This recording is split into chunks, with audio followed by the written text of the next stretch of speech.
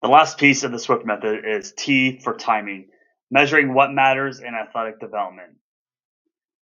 If you're not measuring, you're honestly guessing.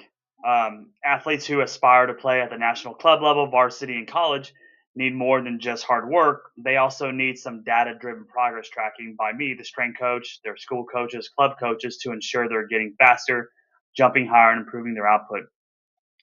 Uh, I like to keep.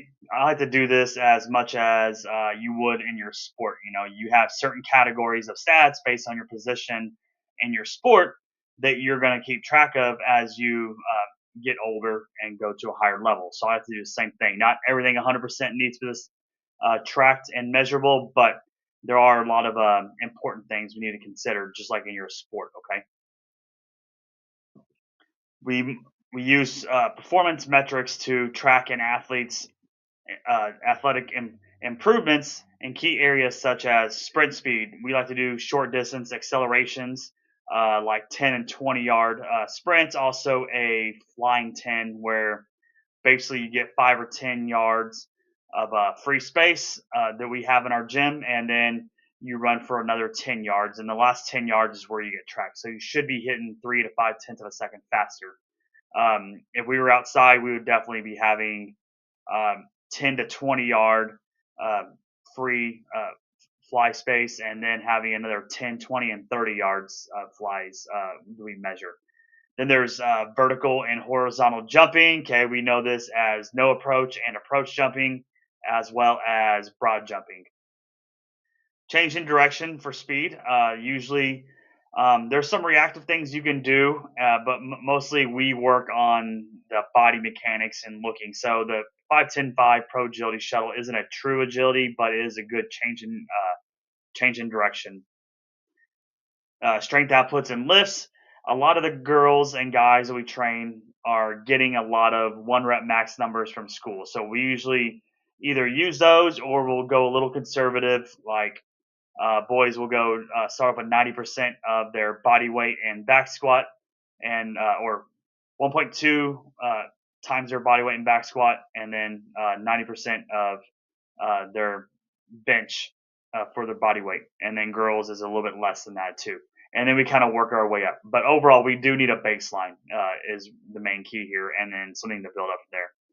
By periodically testing and timing these elements, we try to do every 8 to 12 weeks, but we will throw in the speed and vertical measurements in our workouts to be competitive against the numbers, and honestly test as we train, if that makes sense.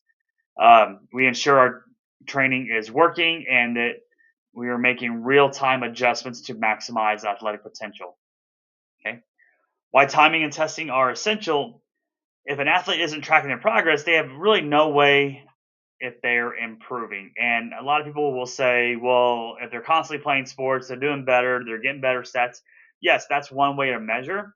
But now the thing is, if you are going to a tryout, a showcase, um, some sort of like college recruiting, camp, and they are measuring, then you don't know how good or bad in the middle you're going to stand. So we like to do that too, so that way you know where you can improve.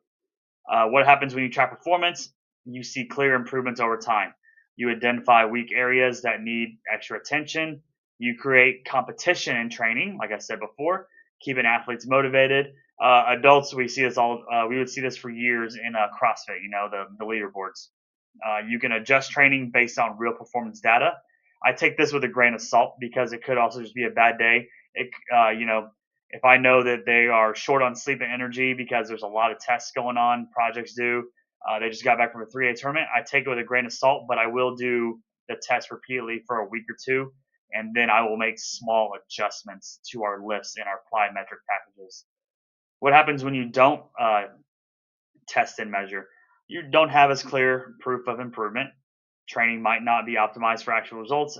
Athletes lack motivation and measurable goals. When I bring the timers out and also the Vertec, as some people might be nervous test takers, it is a lot of fun actually when everybody's doing it. If an athlete wants to improve their speed, simply running more won't cut it. We need to track sprint times and adjust their program to improve acceleration mechanics, strength, and force applications. Key athletic performance metrics we track. Like I said, in the sprint speed, short distances, we measure 10 and 20-yard sprints, sometimes with the fly base of the sprints. And then if we were more open space with our football players, we would definitely be going for 40-yard dashes outside. That's a very common one right there. Some people will go as far as in football with skill players and running 60 yards to really kind of see how much extra distance they can carry their max velocity if it's consistent in that last 20 yards on top of the 40. Faster acceleration is important because quicker first steps and more explosive movements. And then tells us if an athlete needs strength, technique, or poor improve or power improvements. I'm sorry.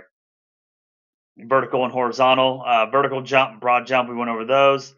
Measuring the output and those different directions. Not only are those good, um, not only is the vertical jump good for vertical, go figure.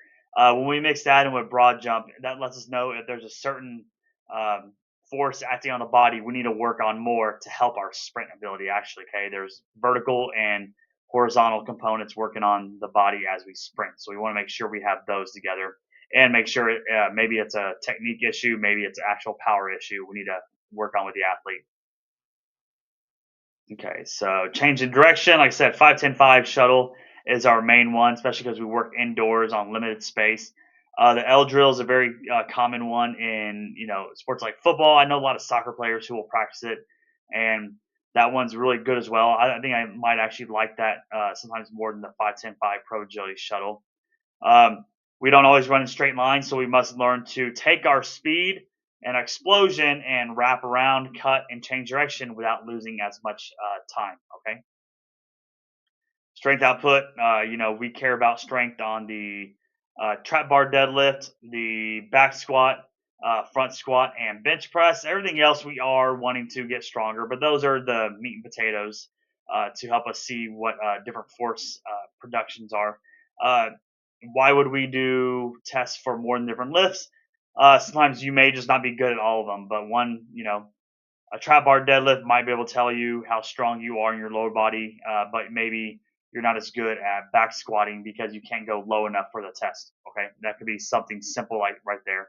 Um, we have done pull-up tests before, but since a lot of people can't do pull-ups on their own, we will still use like a lighter band, and maybe we work on an um, upper body strength test for the pull versus the bench. Let's say they're still getting stronger at lying on their back for their horizontal movement.